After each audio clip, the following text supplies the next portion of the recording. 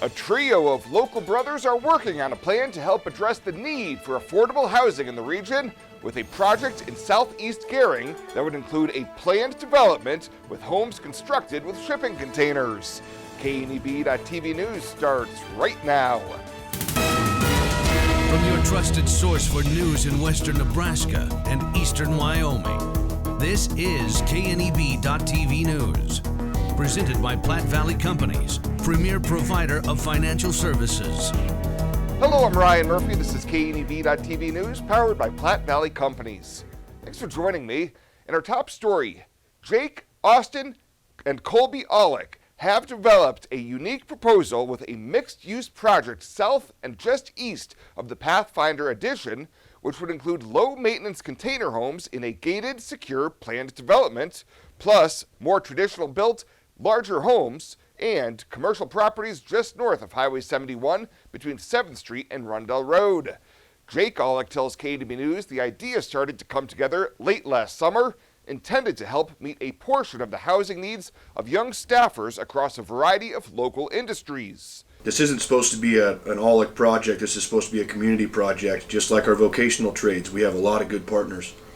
And so through that partnership, we figured out really quick that if you just get everybody on the same page in agreement to the idea or project that you can bring to the table, you'll have a lot of support. So we're going to give up all of our would-be margins on anything that we're doing to make sure that we do everything as local as possible so that everyone grows together.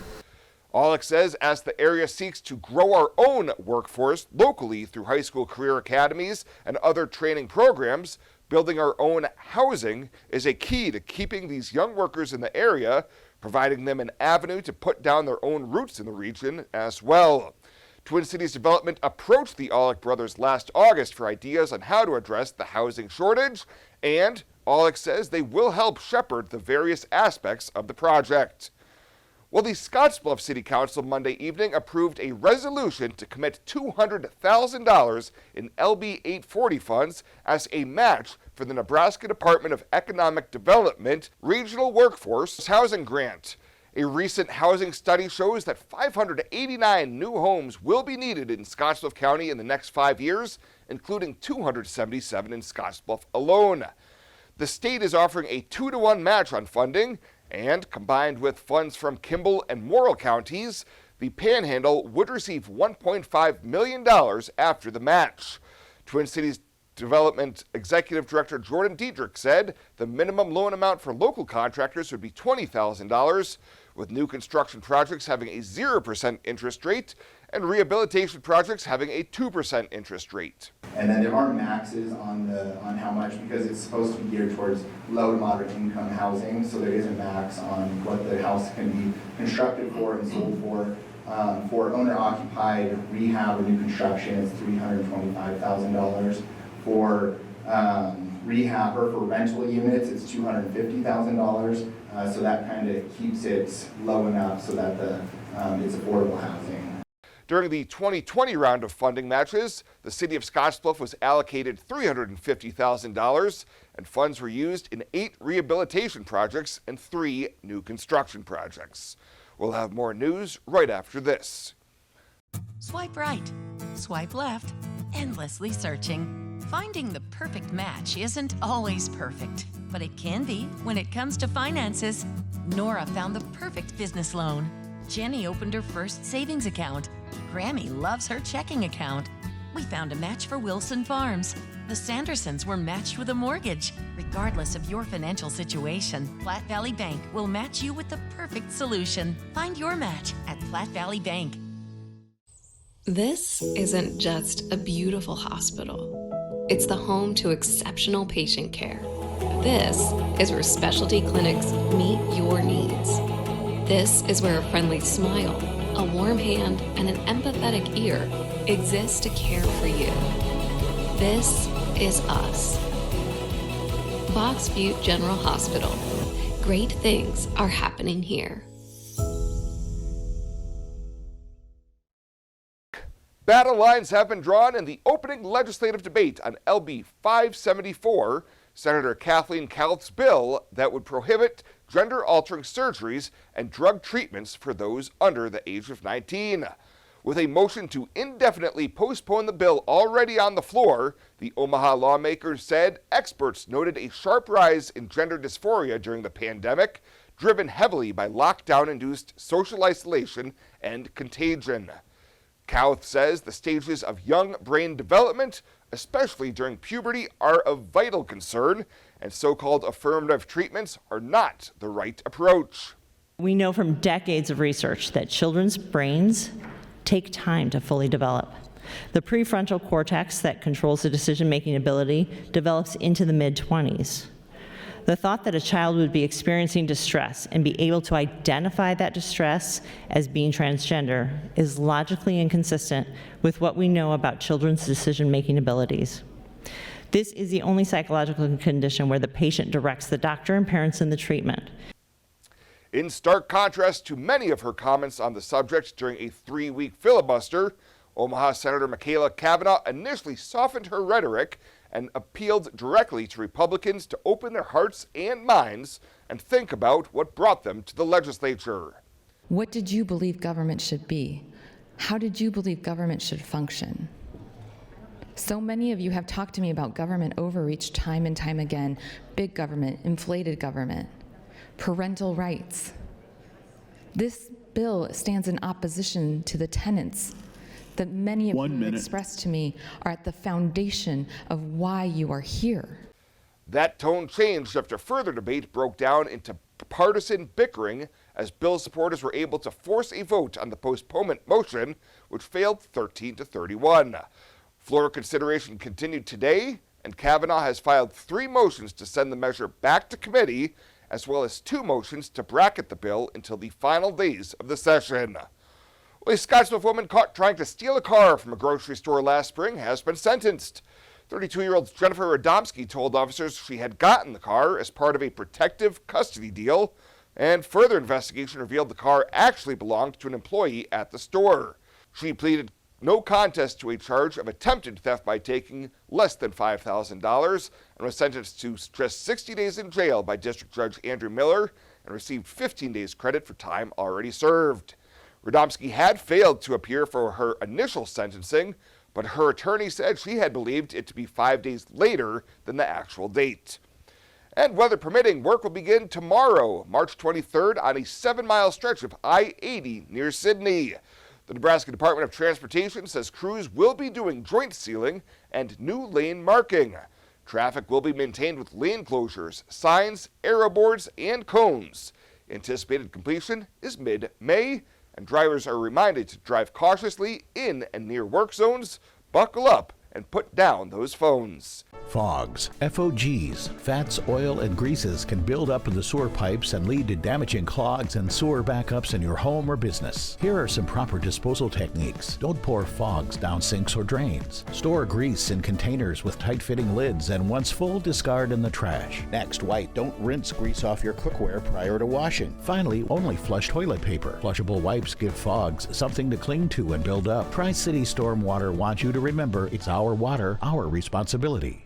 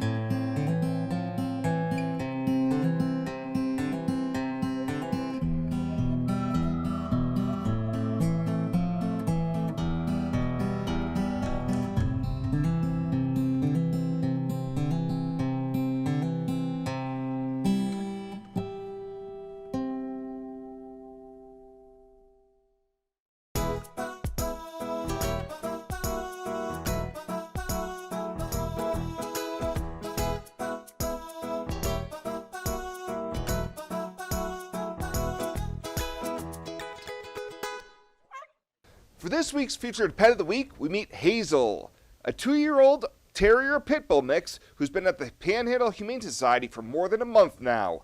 Staff says she would love a large backyard so she can run around and play in, and she would also love to be able to go for long walks as she has a lot of energy to spare. Her adoption cost is $150, and that includes her spay, microchipping, and all vaccinations. Plus, whoever adopts Hazel will also receive a $25 Murdoch's gift card to start spoiling her right away.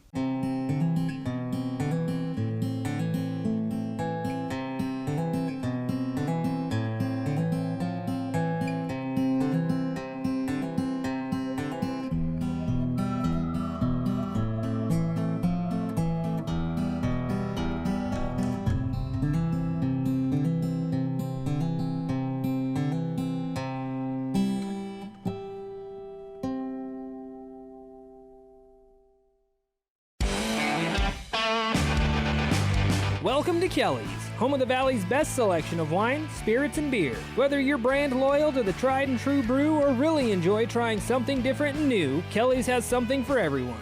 Family owned and operated and right on your way on West 27th Street in Scotts Bluff. Kelly's Liquor. If you can't find it at Kelly's, it's not worth drinking.